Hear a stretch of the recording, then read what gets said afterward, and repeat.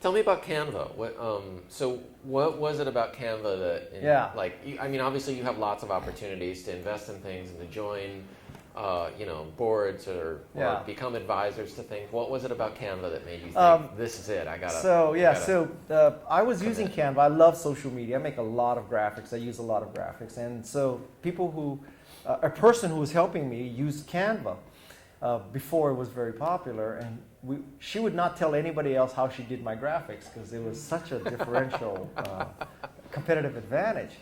And so Canva noticed that I was using Canva. And so they reached out to me on Twitter and they said, we see you using Canva. I said, yeah, I use Canva. And then I sent an email to Peg Fitzpatrick, who's this person who helps me. And I said, isn't this the company you said is really great on graphics? She goes, yeah. I said, so I should take care of them? She said, yeah. So I took care of them. And then 3 weeks later, I was working for them because with Macintosh, I could immediately see that this democratized computing. And with Canva, I could see that, wow, for everybody who doesn't want to pay for or cannot pay for Photoshop and doesn't want to spend weeks and weeks learning Photoshop, this is like the Macintosh of design. I mean, it really is empowering. And so for the second time in my career, I became an evangelist for a company. It took 30 years between the two. I mean, these things don't happen that often. So, how many of you use Canva already? I was going to ask that. You should all be using Canva. We want 100% market share. How many of you use Photoshop? Oh, you're killing me. Oh, it's about evenly split. I'm leaving. Well, so all people use Photoshop. You have lots of money and lots of time, right? I think the thing is, once you've invested all that time in learning how to use Photoshop, you don't want to give it up. That's why people still use Windows today. Yeah.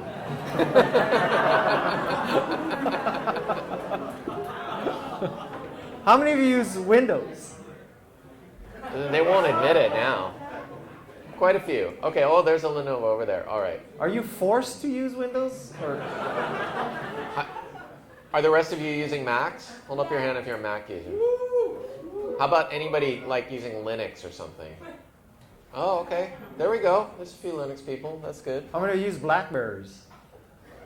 There's one. Works for Goldman Sachs.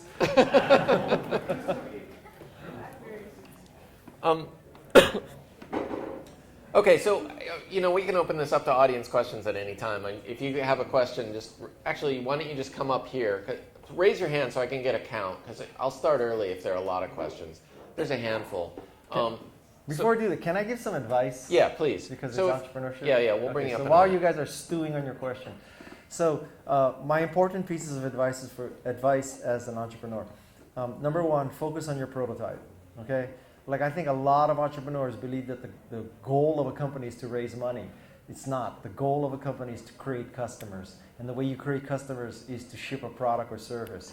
So your PowerPoint pitch, your Word business plan, your Excel financial forecast, that is not the essence of your company, right?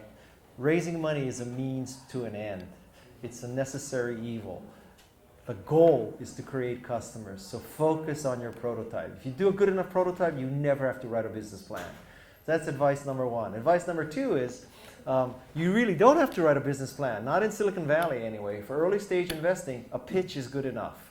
Because your business plan is bullshit. We know it, you know it. You're all making it up. You're putting out some 3-year forecast where you're going to be doing $50 million, and that's because you read that someplace. And 50 million is enough to make it interesting, but not so high that it makes you look like you're hallucinating. So that's how we all pick 50 million. You can just buy that Excel spreadsheet, right? So don't have to write a business plan. Focus on a pitch. As far as the pitch, there's the guy Kawasaki 10, 20, 30 rule of PowerPoint, all right? 10 slides.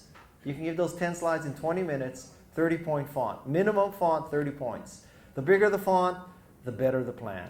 The bigger the font, the better the product, the bigger the company. Steve Jobs used 190-point font, just FYI.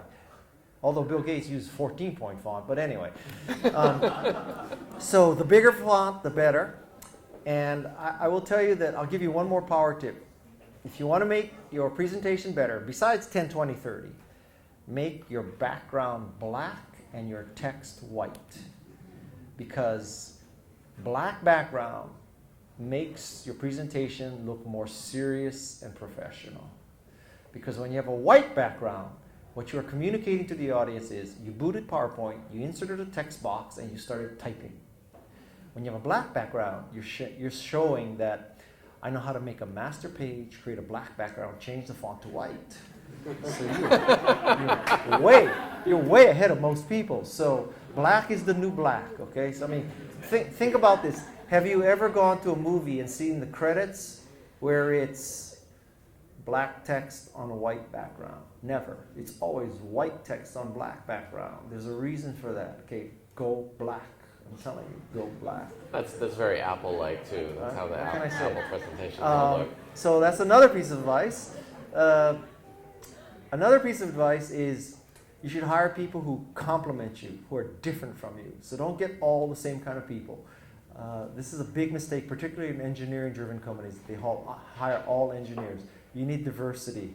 It increases your perspective. It increases your ability to relate to customers and vendors and other employees.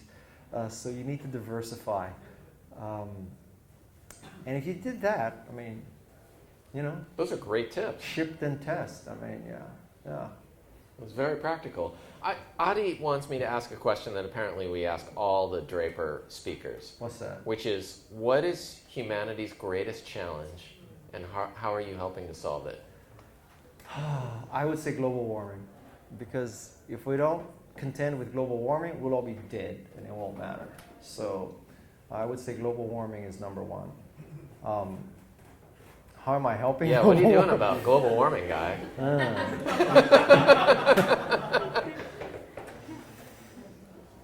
That's a different question.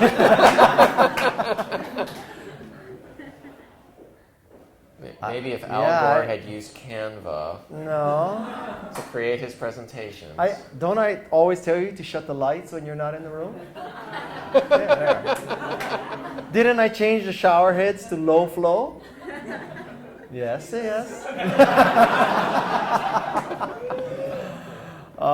No, but seriously, I really think global warming. What do most people say? They say poverty. A lot of people. Poverty, yeah. And inequality. Yeah. Okay. I say climate change. I think that literally could end us. So.